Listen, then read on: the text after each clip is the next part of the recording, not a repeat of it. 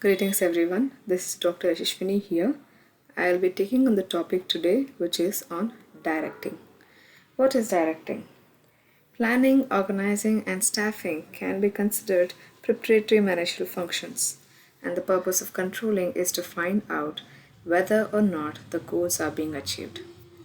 The connecting and actuating link between these functions is the managerial function of directing, which means the issuance of directives and the guidance and overseeing of subordinates. Definition of directing: directing concerns the total manner in which a manager influences the action of subordinates. It is the final action of manager in getting others to act after all preparations have been completed. Directing is the interpersonal aspect of managing by which subordinates are led to understand and contribute effectively and efficiently to attain the enterprise's objectives. Nature or characteristics of direction. Nature or characteristics of direction. It is a dynamic function. Directing is a dynamic and continuing function. A manager has to continuously direct, guide, motivate, and lead his subordinates. With change in plans and organizational relations, he will not have to change the methods and techniques to direction. It initiates action. Directing initiates organized and planned actions and ensures effective performance by subordinates towards the accomplishment of group activities. It is regarded as the essence of management in action. It provides necessary link between various managerial functions. Directing links the various managerial functions of planning, organizing, staffing, and controlling. Without directing, the function of controlling will never arise. The other preparatory functions of management will become meaningless. In the other words of Hemon, nothing happens unless and until the business automobile is put into the gear and accelerator pressed. It is a universal foundation. Directing is a universal function that is performed in all organization and at all the levels of management. All managers have to guide, motivate, lead, and supervise, communicate with their subordinates, although more time is spent on directing at higher levels of management. It is concerned with human relationships. The direction function of management deals with the relationship between people working in an organization. It creates cooperation and harmony among the members of the group.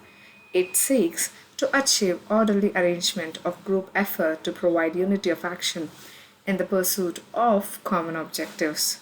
Principle of effective direction. Effective direction leads to greater contribution of subordinates to organizational goals. The directing function of management can be effective only when certain well accepted principles are followed. The following are the basic principles of effective direction: harmony of objectives. It is an essential function of management to make the people realize the objectives of the group and direct their efforts towards the achievement of their objectives. The interest of the group must always prevail over individual interest. Unity of command. A principle states that the one person should receive orders from only one superior.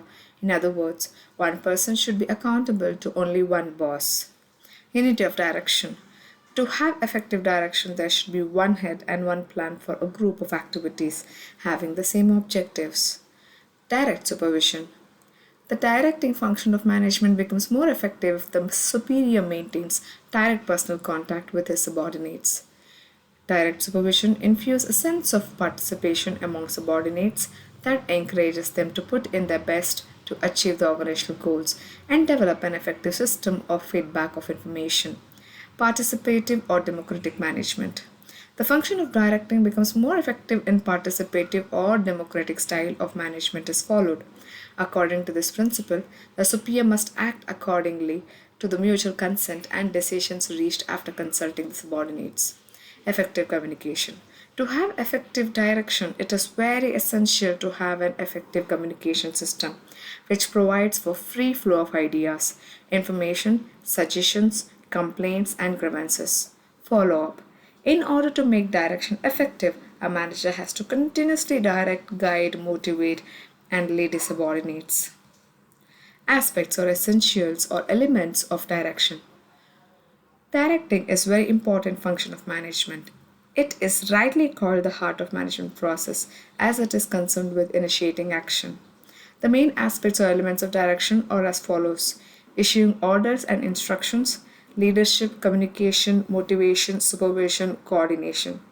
Issuing orders and instructions. A manager is required to issue a number of orders to his subordinates to initiate, modify, or halt any action. He is only required to guide and instruct workers in performance of their task towards the achievement of desired goals. Instructions are important in directing subordinates.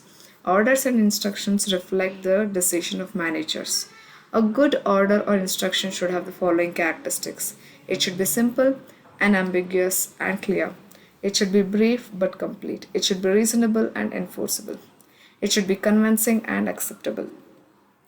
It should be it should invoke cooperation.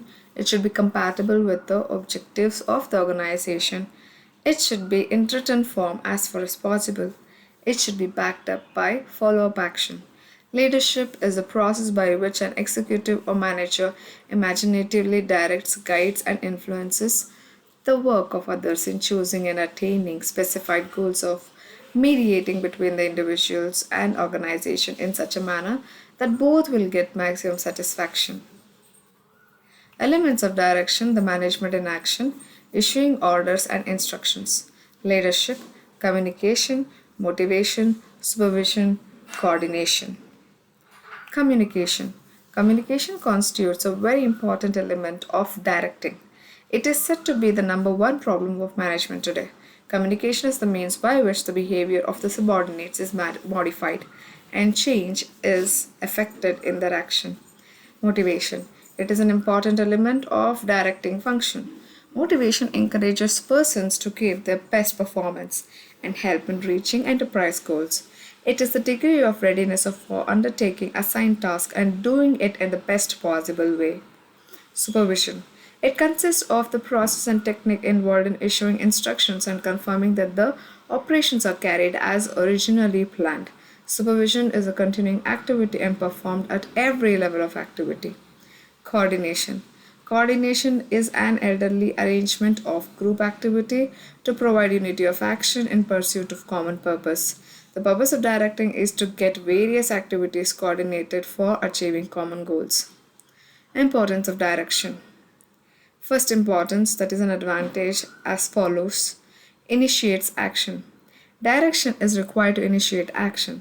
The function of planning, organizing, staffing, etc. will be taken up only when the direction is given to initiate them. Improve efficiency. A manager tries to get maximum work from his subordinates or her subordinates.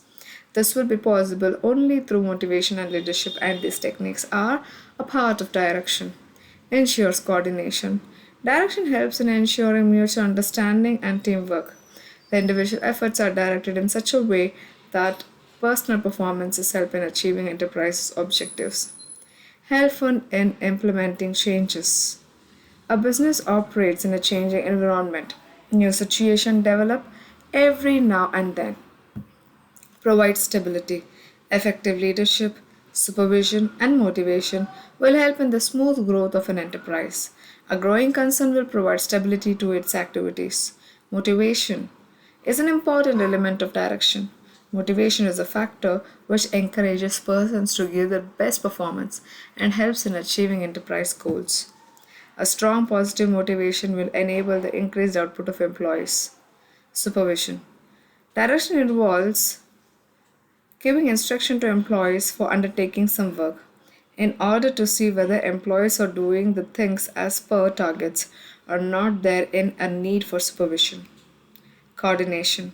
Direction will be effective only when there is a proper coordination.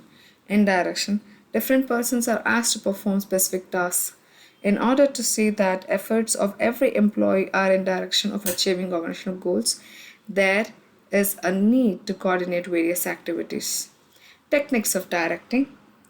Under directing techniques, the first one is delegation, second one is supervision, orders, and instruction.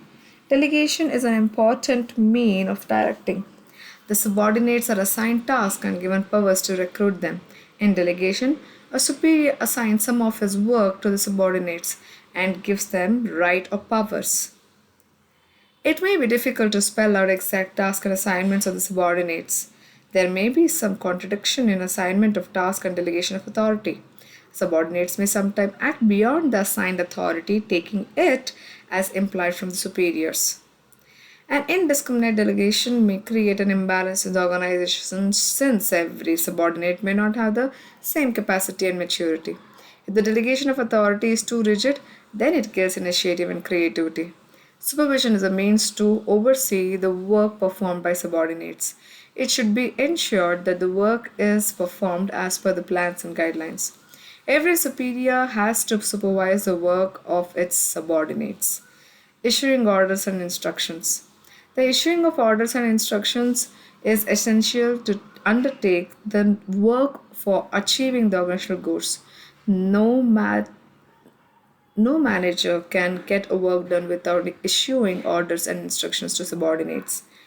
Thank you so much for patiently listening to me. Watch, like, share, and subscribe.